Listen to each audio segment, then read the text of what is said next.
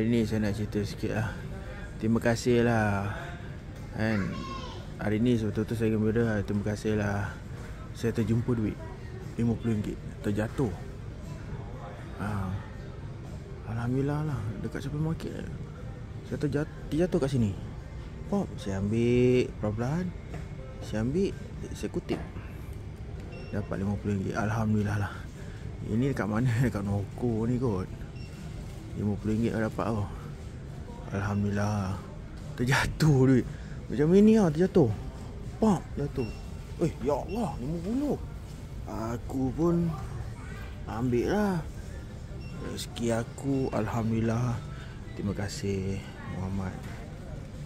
Terima kasih Allah. Bulan-bulan puasa RM50 dapat. Amin. Terima kasih banyak. Amin.